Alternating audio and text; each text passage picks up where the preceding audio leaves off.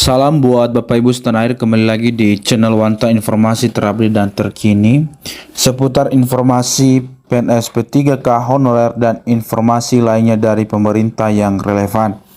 Di kesempatan ini saya menyapa seluruh Bapak Ibu setanah air dan secara khusus Bapak Ibu yang pemangku kepentingan di bidang pendidikan kita di Republik Indonesia tercinta ini.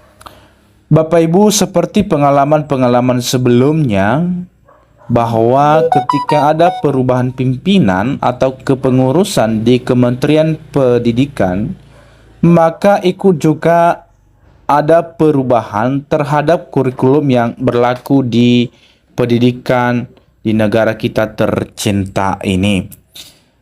Dan ini sebentar lagi akan berganti pimpinan kita, di mana di bulan Oktober mendatang akan dilantik Pak Prabowo dan Pak Gibran Rakabuming Raka.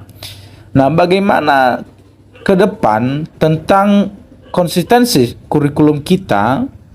Apakah masih berlaku kurikulum Merdeka atau bagaimana? Nah, ada informasi yang disampaikan atau yang diliput oleh kompas.com, dan apakah informasi itu Bapak Ibu? Untuk lebih jelasnya, mari kita simak video berikut ini, dan sebelumnya jangan lupa like, subscribe, komen, dan bagikan informasi ini agar informasi selanjutnya dapat terupdate di beranda Bapak Ibu. Pergantian pemerintahan, konsistensi kurikulum Merdeka. Pada 20 Oktober 2024, Presiden dan Wakil Presiden terpilih Prabowo Subianto dan Gibran Rakabuming Raka akan dilantik. Seperti yang sering terjadi dalam sejarah pergantian kepemimpinan, baik di tingkat presiden maupun di Kementerian Pendidikan, Kebudayaan, Riset, dan Teknologi, membawa ketidakpastian bagi sektor pendidikan Indonesia. Setiap kali terjadi transisi kepemimpinan, muncul pertanyaan yang sama, apakah kurikulum akan mengalami perubahan lagi? Keraguan ini menjadi refleksi atas pengalaman masa lalu, di mana perubahan kebijakan pendidikan seringkali mengikuti perubahan politik tanpa adanya kesinambungan yang jelas. Namun dengan hadirnya kurikulum Merdeka, ada tanda-tanda upaya mempertahankan konsistensi dalam sistem pendidikan, meskipun di tengah perubahan politik yang kerap terjadi.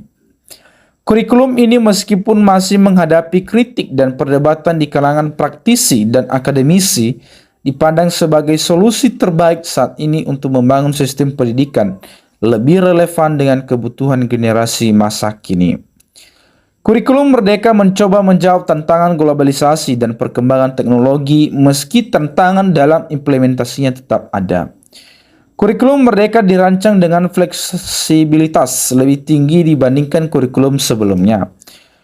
Pendekatan ini memungkinkan peserta didik mengeksplorasi minat dan bakat mereka secara lebih mendalam, dengan dukungan kebebasan yang diberikan kepada sekolah dan guru dalam menyesuaikan pembelajaran. Aspek lain yang menonjol adalah fokus pada pembelajaran berbasis proyek yang tidak hanya mendorong penguasaan pengetahuan teoritis, tetapi juga keterampilan praktis. Namun tidak dapat dipungkiri bahwa implementasi kurikulum Merdeka menghadapi tantangan. Banyak pihak mempertanyakan efektivitasnya, terutama di daerah yang kurang akses terhadap fasilitas pendidikan yang memadai. Kontra yang muncul seringkali berkaitan dengan ketimpangan pendidikan dan kesiapan infrastruktur, terutama bagi sekolah di daerah terpencil. Di sisi lain, untuk mempertahankan keberlanjutan kurikulum ini, fokus seharusnya diarahkan pada penguatan sumber daya manusia atau personalia, khususnya pendidik. Para guru sebagai ujung tombak pendidikan harus disiapkan secara matang agar mampu menerjemahkan kebijakan ini ke dalam praktik kelas yang efektif. Kesiapan pendidik tidak hanya terbatas pada kemampuan mengajar, tetapi juga adaptasi terhadap metode pengajaran baru yang lebih kolaboratif dan berbasis teknologi. Percepatan kurikulum sebagai elemen penting dalam pendidikan nasional tidak akan terwujud tanpa strategi pelatihan dan pendampingan terarah bagi para guru.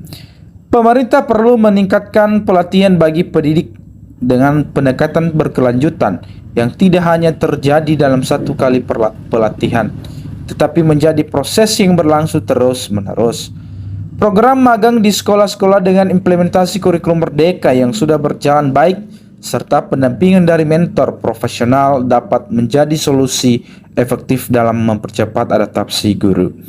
Lebih jauh lagi, mentalitas para pendidik perlu dibentuk agar lebih terbuka terhadap perubahan, terutama di era pendidikan yang semakin dinamis.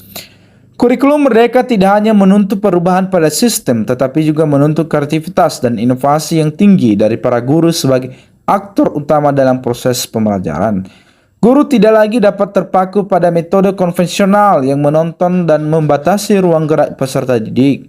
Mereka harus siap menghadapi tantangan baru yang memerlukan fleksibilitas, adaptasi, serta kemampuan untuk mengembangkan pembelajaran yang kontekstual dan relevan dengan kondisi saat ini. Oleh karena itu, sangat penting untuk mendorong para pendidik agar terus belajar dan mengembangkan diri. Proses pembelajaran yang berkelanjutan bagi para guru menjadi kunci keberhasilan kurikulum merdeka dalam jangka panjang. Guru perlu didorong untuk mengeksplorasi berbagai metode baru yang lebih kreatif, baik melalui pelatihan, kolaborasi antar sejawat, maupun eksperimen di kelas. Dengan demikian, mereka akan lebih siap menghadapi berbagai dinamika yang terjadi di lapangan, serta mampu menciptakan lingkungan belajar yang lebih menarik, interaktif, dan memberdayakan peserta didik.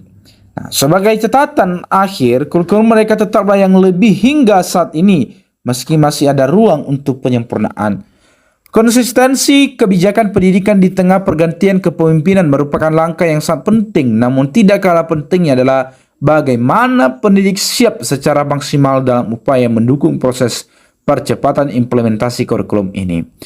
Jika kita ingin melihat perubahan signifikan dalam kualitas pendidikan nasional, maka investasi terbesar harus diberikan kepada para guru, karena mereka lah yang akan menjadi katalis utama dalam mewujudkan tujuan mulia dari kurikulum merdeka ini. Jadi itu informasi Bapak Ibu yang diliput oleh kompas.com mengenai bagaimana ke depan ini apabila ada perubahan, ya, pimpinan kita baik sebagai presiden, wakil presiden, dan juga di Kementerian Pendidikan, apakah ada, ya, ikut juga perubahan tentang kurikulum merdeka. Tapi sudah dijelaskan di sini Bapak Ibu bahwasanya kurikulum merdeka ini sangat relevan dengan keadaan perkembangan sekarang untuk kita terapkan di kurikulum kita di Indonesia ini. Jadi bagaimana menurut pendapat Bapak Ibu? Silakan di komen di kolom komentar pada video ini. Demikian, terima kasih. Semoga informasi ini dapat bermanfaat.